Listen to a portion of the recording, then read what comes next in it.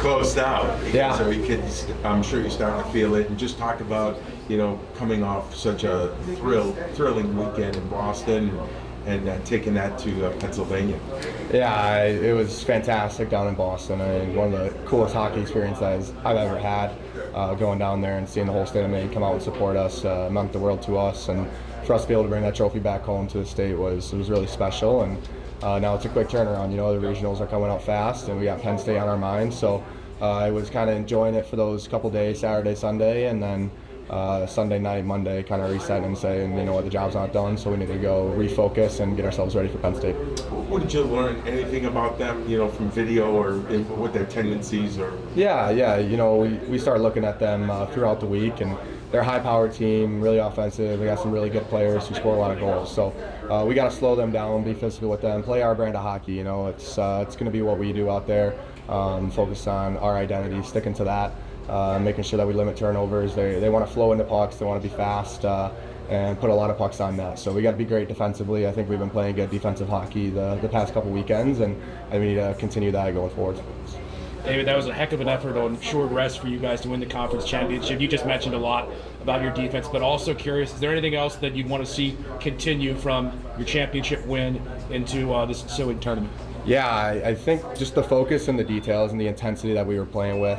Our forwards are forechecking so hard out there, getting on pucks fast, not allowing them clean breakouts, and then when they did have a clean breakout, our forwards were reloading super hard, taking away time and space, not letting them get to the red line, and then our D were able to transition fast. So it's just the intensity and the effort with which we do everything. It's playoff atmosphere, it's playoff hockey, so we know Penn State's going to bring that as well. It's who's going to be able to do that a little bit better. You bring up playoff atmosphere. Do you expect a similar vibe maybe from one arena to the next? You got your well-traveled fans, plus, could be a little bit of a Penn State home game down there in Allentown. Yeah, you got to look forward to it. College hockey's, that's what's so special about it. There's great fans everywhere, and we're fortunate to have fans that travel super well. Obviously, they travel down to the Garden for us, and we believe that a lot of them are going to travel over to Pennsylvania with us as well.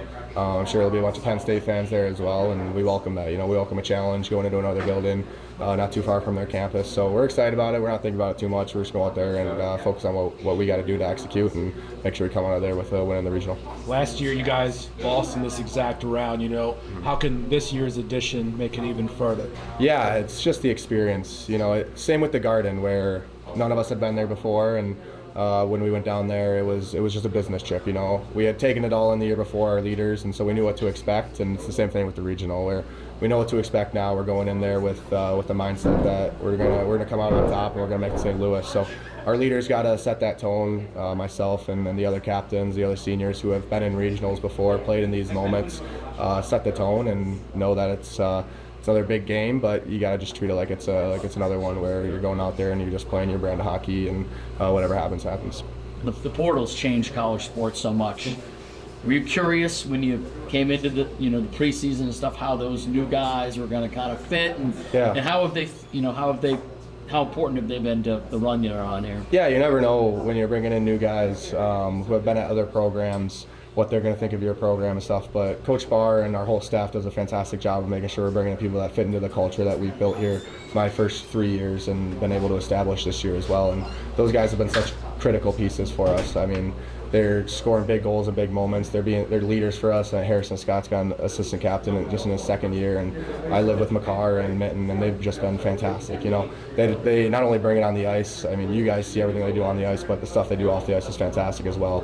I mean, they have a ton of experience, and they bring the attitude and the work ethic that you want away from the rink as well. So that's huge for myself, for the younger guys to see that when they get brought in from the portal. But you never know what to expect, and we've been really fortunate to have some amazing players, but also even better people.